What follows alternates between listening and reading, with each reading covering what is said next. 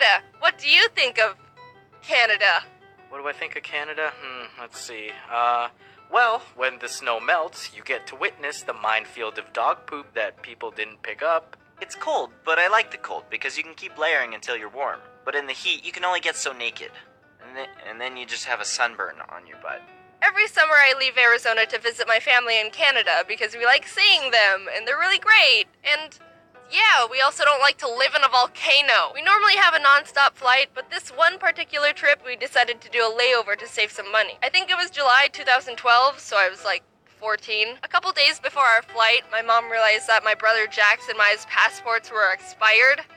Well, this is either gonna go over well, or it isn't. Oh, it was so much worse. We got to the flight check-in and they said, "Hey, these passports are expired." Obviously. But it was only by a little bit, so the guy was nice and said, "Okay, I'm gonna let you all through and inform your layover about what's happening, but get those renewed soon." So we were like, "Yay, crisis averted." But wait, there's still 95% of the video left. That's because we were wrong. We landed in Minneapolis and the people said, "Hey, these passports are expired." Obviously. "Oh, yeah, we're sorry about that. The man at the Phoenix airport let us off with a warning and said he contacted you about everything, and... well, crap, I think we're actually stuck in Minneapolis.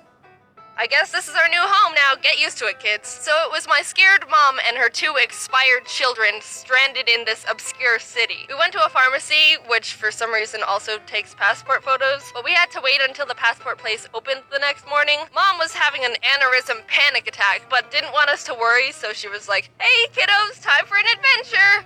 Adventure time!" She took us to the Mall of America, which is the biggest, craziest mall in America with 4 floors of shops, entertainment, a mirror maze, bowling, roller coasters, aquarium. I've never seen anything like it. There were so many things to do. How could we choose what to do first? Roller coasters in a mall? 4 floors? A kid's paradise? People get married in that mall.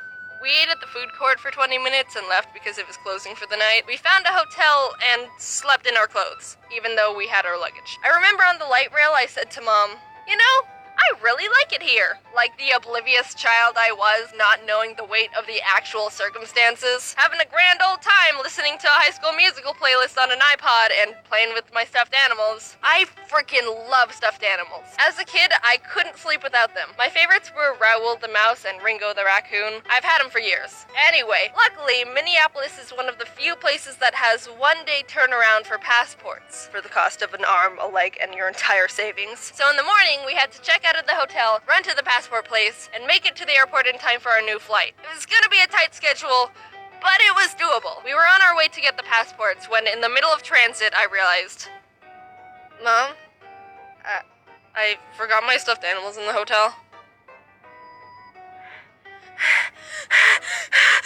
But no, it's alright. I don't need them. It's okay, really. It's not a big deal. I left Raoul and Ringo in the hotel, and Mom was already having a mental stress breakdown, and I was not at all wanting to contribute to any more of that, but Mom, being the kick-butt awesome parent she is, defeatedly pulled out her phone. "Hello, yes, we just checked out this morning. Would you check room 421 to see if there's 2 stuffed animals in there?" Ma'am, there's someone currently occupying that room."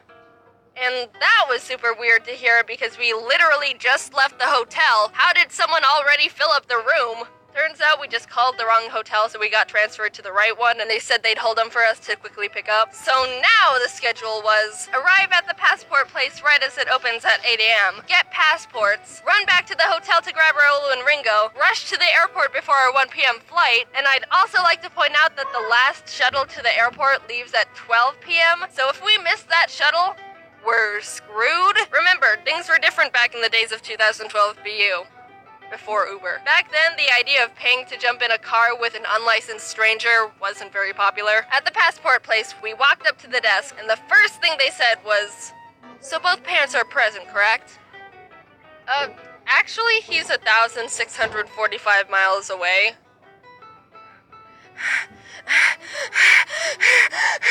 No.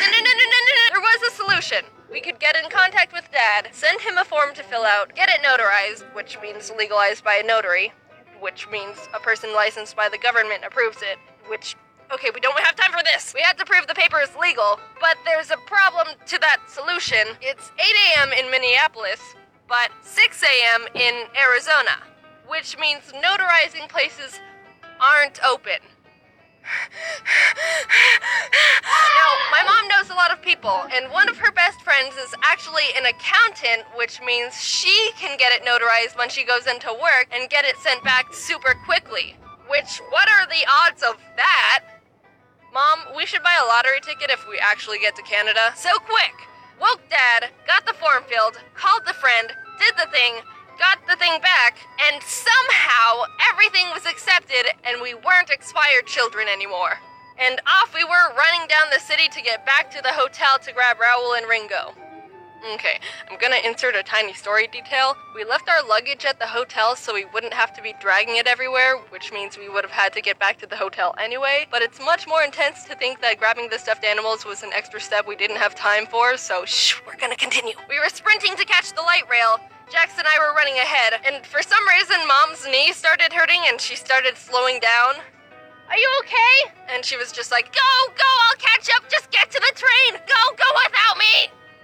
We made it. We sonicked into the hotel, grabbed Raoul and Ringo, and the luggage we were already coming back for, reached the shuttle before it left, and finally fell into the airport. Yay.